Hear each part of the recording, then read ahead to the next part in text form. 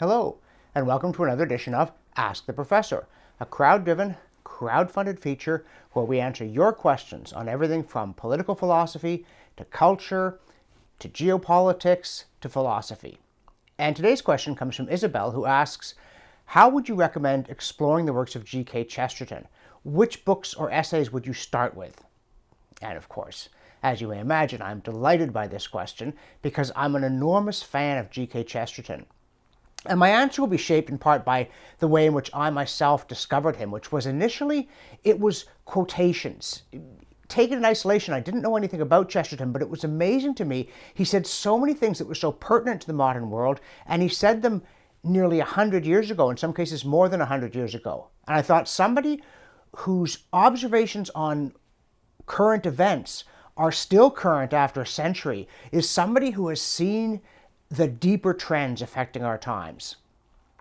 And so, although probably the best known of Chesterton's writings are the Father Brown mysteries, I don't recommend starting there. In fact, I'm going to be slightly heretical here and say the Father Browns are amongst my least favorite of Chesterton's writings because, if I may criticize the great man, and indeed I may, I find that they are just a touch too didactic, that the characters aren't fully rounded, that they are too often stand-ins for an idea. And while I'm all for fiction conveying ideas, it needs to be done in such a way that you can't see the man behind the curtain.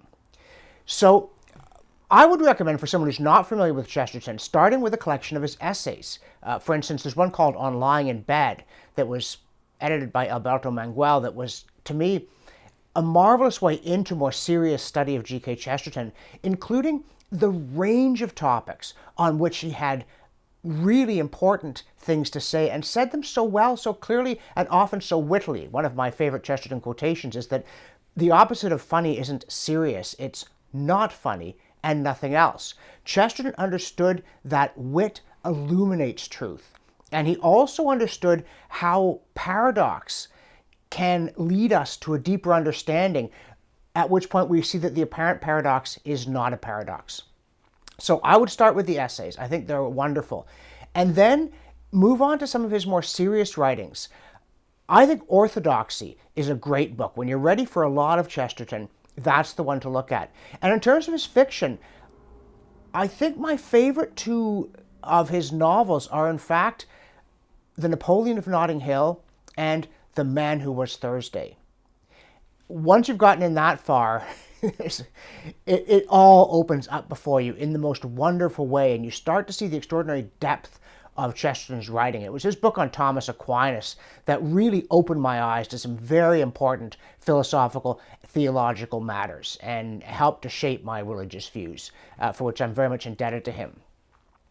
And so that brings me to one last thing about the Father Brown stories. If you're not familiar with them, they're the stories of this meek and mild-mannered priest who turns out to have tremendous insights into the human character. And he solves crimes not in order to turn criminals over to the justice system, but to redeem sinners, which is very, very Chestertonian.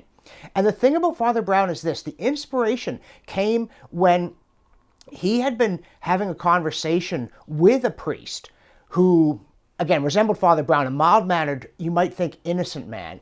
And the priest was telling him about something he was dealing with that was the most horrendous example of depravity and misery that you could ever imagine. And then two younger acquaintances of Chesterton came in, chatted with him for a while, and after the priest left, they said he seemed like a nice man, but he clearly didn't know much about life. And that's the very Chestertonian paradox, that the man who seems most mild and innocent and unaware of the evil that lurks in the hearts of men, in fact, had a far deeper and more charitable understanding of it than these sophisticated young men. So really, there's no bad place to start reading Chesterton. But I would say start with the essays, get a sense of the breadth of the man, then get into the serious nonfiction. And in terms of the fiction, novels like The Napoleon of Notting Hill, and also, Man Alive is also a good one, The Man Who Was Thursday. And then you might well find something of value in the Father Browns, because nothing that Chesterton wrote is not capable of illuminating the most important questions about life in startling and transformative ways.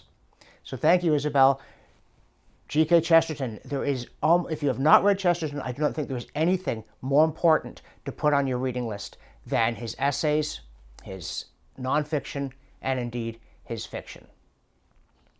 If you're enjoying Ask the Professor and you would like to ask a question of your own, here's the URL that will take you to the appropriate place. And please remember, everything that I do is crowdfunded, so in addition to questions, I need contributions. If you want to help support this feature, my documentaries, all my other writing, click here and make a contribution so that I can continue to do this work. Thanks for watching, and we'll see you next time.